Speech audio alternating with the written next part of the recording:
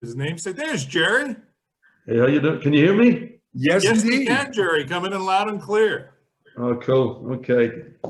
Is the light okay? It's Yeah, you're a little dark, but that's okay. you sure? Yeah, I hang think on. Maybe I we can have- change that.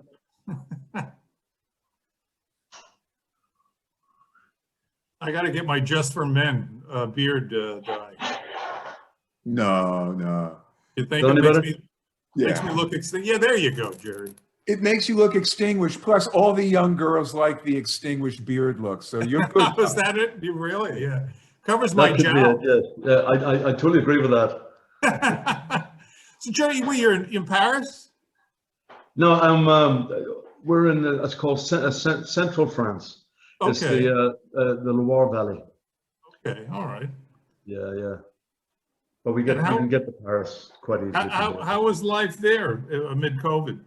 It's the same as everywhere else, you know. I mean, we have curfews every night from 7 o'clock in the evening till 6 a.m. the next morning. Okay. And they're discussing. I mean, Paris, I think, is going back into lockdown. Yes, I believe the UK as well. Possibly the UK, but I think the UK are getting the vaccines out a lot better than here in Europe, you know. Yeah. Have you gotten your jab yet? I haven't. April. I'm due to have a jab in April, or the first one anyway. So fingers crossed. Okay. Well, David, you actually survived COVID, David. Yes, I had 9 really awful days. Oh, really? I have a 16-year-old daughter, Gerry, and I said to her, "Don't have your friends over." And of course, you know, what do I know? Yeah, I know. You're only the dad. Yeah. And my music's old, and I'm uncool anymore. You know. Oh, yeah, there you go. Well, I'm glad you survived. That's good to hear, anyway. Yeah. It's good. The weird thing was, I was starving the entire time. Really. And that's such a bizarre symptom. So I lost my taste buds. My wife made a ham sandwich with Coleman's. I could have eaten an entire bottle of Coleman's mustard, and I wouldn't have, not Wow, a thing. crazy. That's crazy, really. Yeah. My only concern now is I'm still not 100% into coffee, you know, and I was a big coffee drinker, and I just haven't gotten the full taste specs. But Well, maybe that's not a bad thing. yeah, exactly. So, Gerry, I got to tell you, I was looking on your bio and stuff, and I did not know John Paris had a Cream 55 bass. 57, I think it was. Yeah. Because I was in his original band. I was a bass player in his original band. Wow. And I never saw that bass. Wow. Oh, would I have loved the chance to have played that one? It looks beautiful. Yeah, it's a nice instrument. It certainly is. I used it quite a lot with Rory, obviously, over the years. Yeah. Well, you know, I noticed, and I had seen you guys back in the 70s. I think I saw you with Rory 77, 78. I noticed on a YouTube video, and that's where we get our information now, that you actually had the ashtray, the big thick plate, down by the bridge. Was that to rest your palm when you were playing with a pick? Yeah, yeah. As far as I can remember, yeah. I mean, I took that off eventually. Okay. But I mean, I still have it somewhere, you know. It's but I can't remember the reason why I left it on. It's probably because it was there when I bought it. Okay. So and possibly when I was using the plectrum, yeah, it might have helped. Yeah. It did. I think, you know, because I'm always, you know, David and I, we love to drill holes in basses. You know, I mean, it's not an instrument unless you drill a hole in it, right? That's true. Yeah. It's not your own. And, you know, I saw that and I said, wow, that's a great idea, because when you're playing with a plectrum, you tend to play by the bridge, and, you know, your palm can get scraped on the bridge, the old Fender bridges. Right, yeah. Or you can dampen it by mistake or whatever, Yeah. you know. So, I mean, I never thought about that. Probably in my mind's eye, maybe that's the reason why, yeah, because of the plectrum, yeah. The pick. All right, so that could be a custom. We should get called custom Fender Fender custom shop. Yeah, absolutely, yeah. Well, Gerry, we were interviewing Rick Wills. Oh, I know, Rick, yeah. And Rick took a piece off the bottom of a toilet seat. Yeah, the buffer, the little soft rubber thing? buffer. Oh, yeah. And he uses that by his pickup. So he rests his thumb on that. Oh, well. So we're searching around for old toilets to, you know, start a business right now. Well, you should patent it if Rick hasn't already patented it. Fender toiletry. You know, it's let's start from the beginning. Gerry, now you started playing bass. Actually, you quoted as saying that Muddy Waters changed your life at the age of 13. Tell us about growing up in Belfast and being attracted to the blues. I mean, what it was, we were actually very lucky because in Belfast there was like an old indoor market, which sadly has gone now, called Smithfield in the centre of Belfast. And they had a plethora of record stores for some reason. And one of these record stores, I can't remember, but they had the most amazing blues collections in there. Okay. There's a story that goes back to you know, during the war when before D-Day, a lot of the young black GIs were actually stationed in Derry and Belfast before they went to Europe. Okay. And they brought their records with them, whatever, you know. And when they were a bit hard up, they would sell the records in these record stores. You know, that's the story how it goes. So an amazing blues collection. I mean, Van Morrison's mother or father, I can't remember, had an amazing blues collection just because of that. You know, Van obviously from Belfast as well.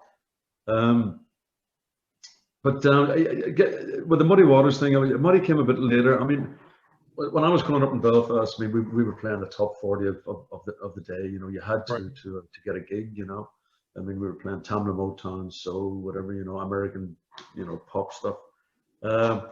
And then a friend of mine managed to get hold of a John Mayall album, the John Mayall Blues Breakers, the famous one with the Eric Clapton comic, the Beano. Beano. Yes. So we sort of listened to that and we're thinking, wow, this is completely different. This is, you know, we've never heard stuff like this. And Clapton's guitar playing was like something we'd never heard before.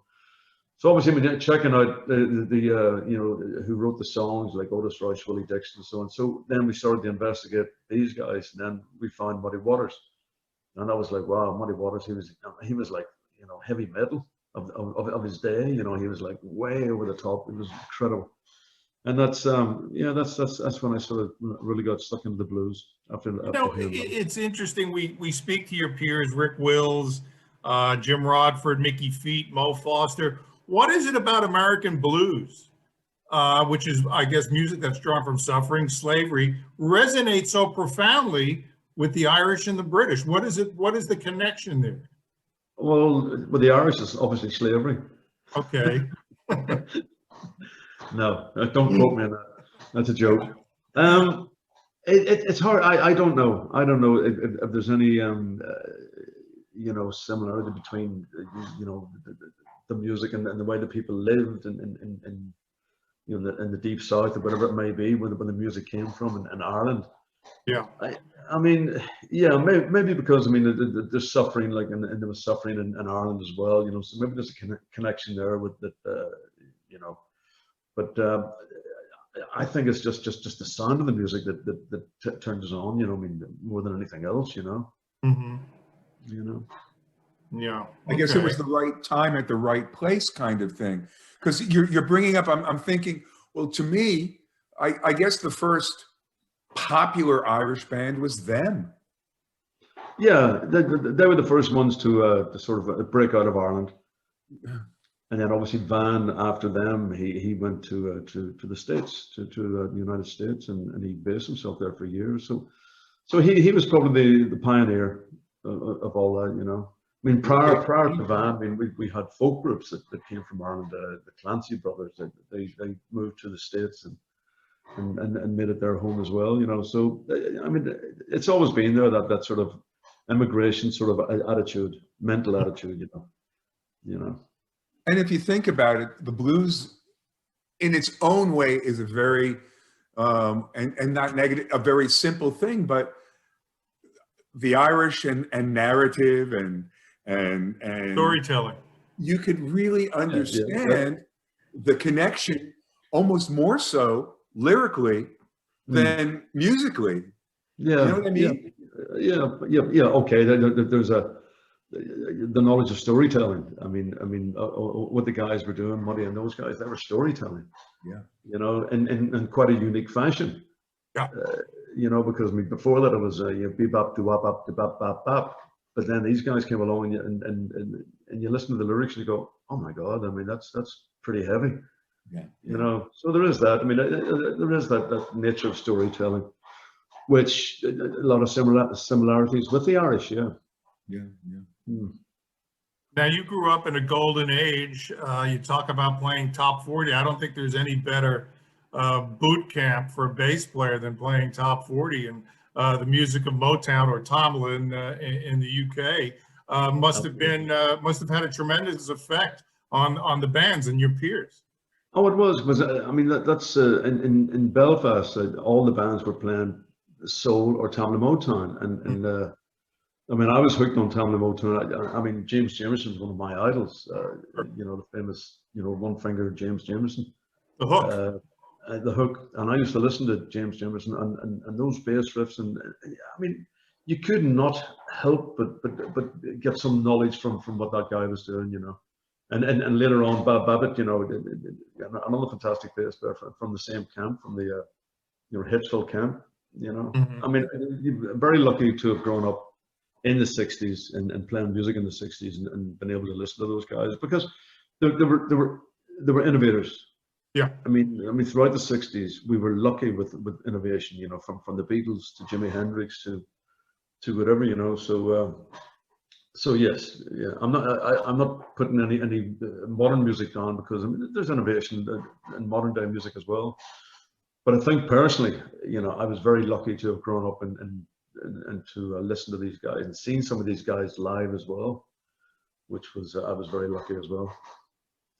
At that time, the bass was really, as an instrument, it was in its infancy. Now, your first instrument was what, a top 20 bass? You got it in the Bell Music catalog? That's right. Yeah. Well, I was a guitar player prior to Right. that, you know, and we lost a bass player and our sort of band leader, Mr. Jim Ferguson, old friend of You mine. went to be a butcher, right? Which is a solid career. He said, "You got to take over the bass now, McAvoy. You know, and that's it. You're out of the band." So that's how I became a bass player. And the first one was like a top 20 from the old Bell catalog. You know, I think it's the same in the States with the Sears and Roebucks. I think it was Right. the same sort of thing. You know, Do you still have it? I don't.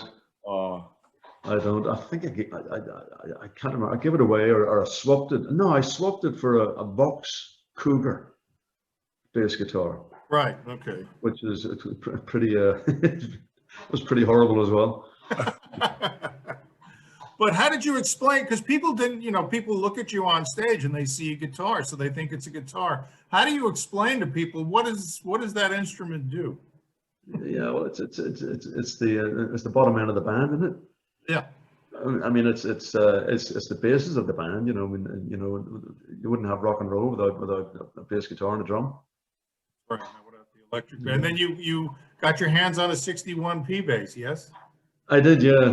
Luckily, my mother, God rest her, she managed to a hire purchase was called. You paid every week, you know, for it was £60, I think it was. Wow, that was a lot of money. That was a lot of money in those days, yeah. And do you still have the 61P? You still? No, that one went as well. It was actually it was sold because I mean that guitar went through the wars.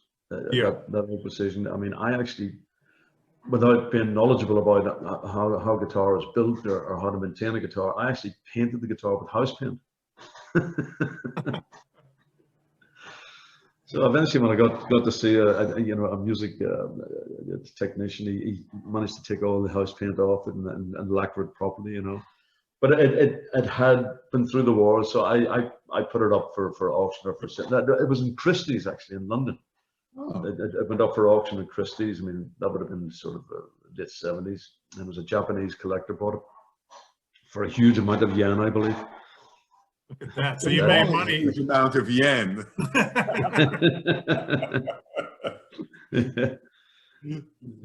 But and your Deep Joy was your like first real professional band where you started traveling? That's right. Yeah, we made the initial move to London in 1970. I think it was May 1970. And we were lucky to be.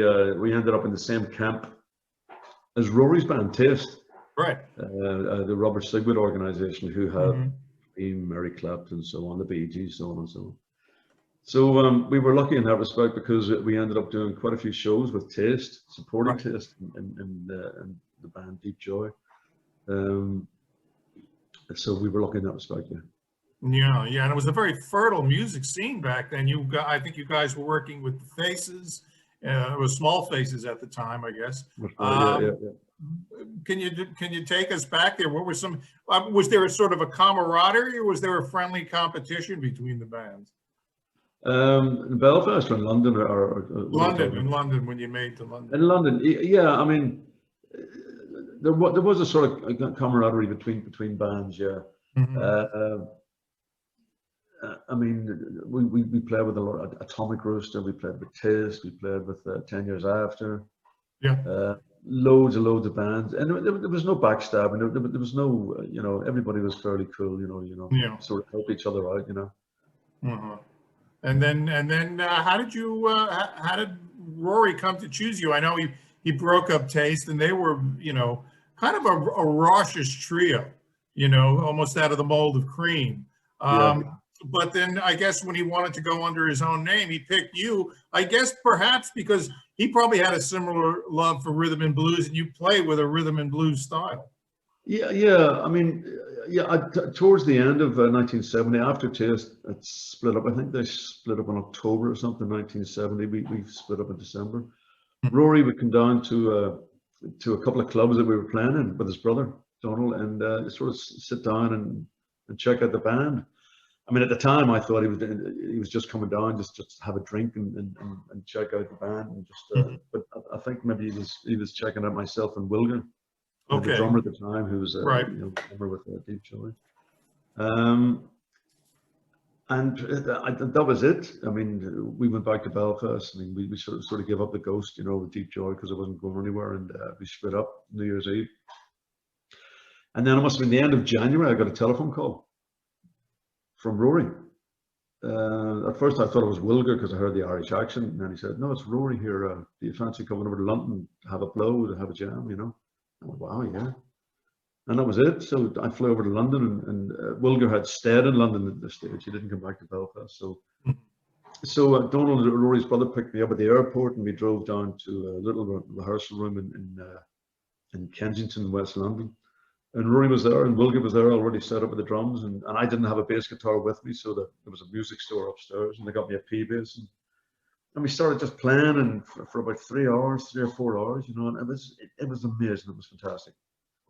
I mean, the simple fact, I mean, I was a fan, don't forget. I mean, when I was a kid growing up in Belfast, I mean, we would go and see Taste in the famous Maritime Blues Club in Belfast, and you'd be there in the front going, "Wow, this guy's amazing," and to be standing there playing with him. And it's only then when I started playing, because I could play with Wilger because we were a rhythm section anyway. We knew each other's sort of patterns or whatever, Yeah. But just, listening to Rory as we were playing, you just realized how good he was,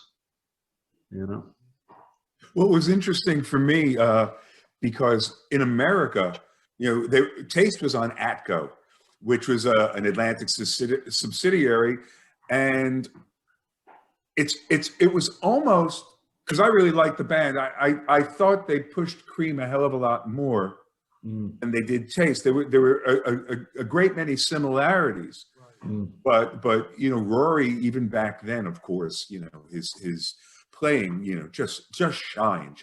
Well, I mean, the comparison between Cream and Taste, I mean, Cream were great, and Taste were great, but there was this energy thing that Taste had. I mean, Cream was sort of more sort of long solos, and which was great. I mean, I was a big fan of Jack Bruce, and he still am. God rest him.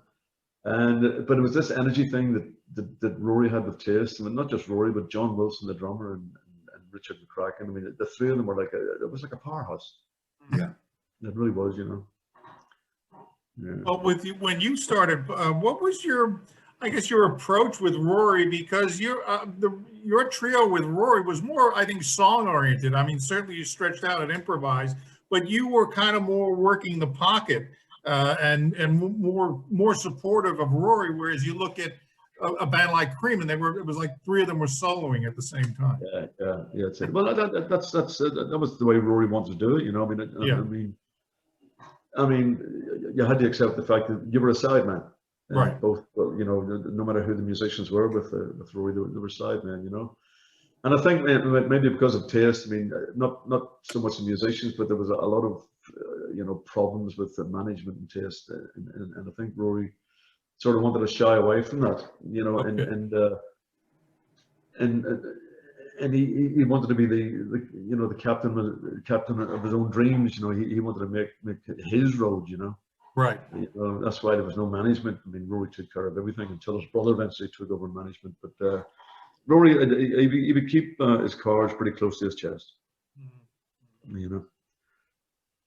And and was the type of band leader that sort of pretty much gave you leeway with what you wanted to play, or? Oh yeah. No, absolutely. I mean, recording. I mean, when we rehearsed for an album, say, I mean, Rory wouldn't come in with a sheet, or you know, he wouldn't come in with dots. He'd just come in, plug in, and start playing.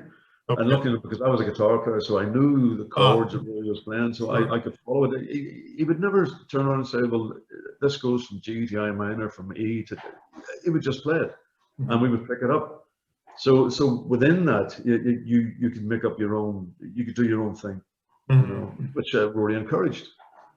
Yeah. That's the best way to get things out of a musician, you know, to encourage it, you know. Yeah. And I think, you know, one of the reasons I think your albums have sort of the exuberance, the excitement of a live performance is you guys were constantly on the road. We were, yeah. Plus the fact, I mean, the way Rory recorded, he wanted to record live. He wanted to do like his heroes did, you know, because they recorded live. Okay. You know?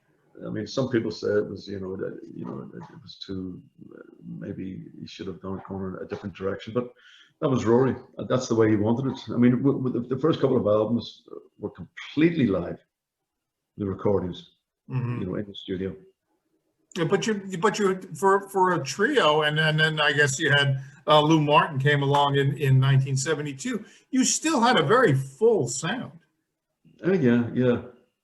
Yeah. Well, I mean, within a trio. I mean, you learn yourself how to your notation must go in a different direction.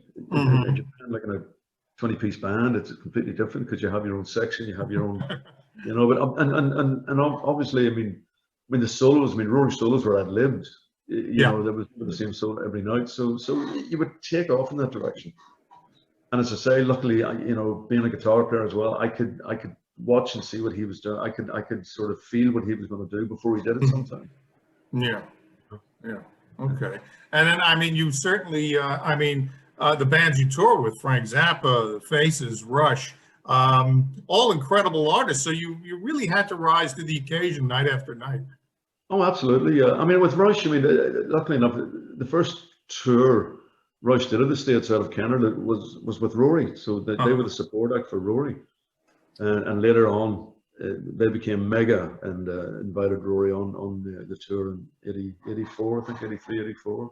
And the other bands, I mean, I was a kid. I was 19 when we played with Frank Zappa in Milwaukee. And I'm thinking 19 years of age from Belfast, and here I'm at the side of the stage watching Frank Zappa. That's when he had the two guys from the Turtles. Flo and Eddie. Flo and Eddie, yeah. And Ainsley Dunbar on drums. So I mean, you know, as a kid, I mean, you know, playing the Whiskey a Go-Go when you're 19 years of age is like, wow, here we go. You know, what else can you do? What else is there? Think about how many American kids wanted to do that and didn't. Hey, listen, absolutely. You know, the only thing, I couldn't get a drink in the hotel bar. I was too young. Well, you could have in New York. There's no doubt about that. Yeah, in New York you could have done. In California you couldn't. Well, you know, I remember I had a friend who owned a hippie clothing store, and he was able to get imports. I think that company was Jet, an importer. So I remember them. Yeah, I got the first Rory album. I guess it was early '71, And wow, I mean, Hands Up was or should have been the hit single from that record. I know what you mean. Yeah, it was fairly commercial. Yeah. Yeah, but a great record. You guys sounded great. It's a Yeah, good I mean, I mean, I think it was less raucous than Taste. You know, it was a lot. It was a little bit more gentle, that album, than the previous, like On the Boards Taste album. You know, which was like fairly, you know, hard rock, blues rock. And I think that Rory sort of wanted to. He was testing the water with that album. You know, as far as his writing was concerned. So there was jazz influence, there was blues influence, and there was a little bit of pop in there as well. You know. So Yeah. it was an interesting album.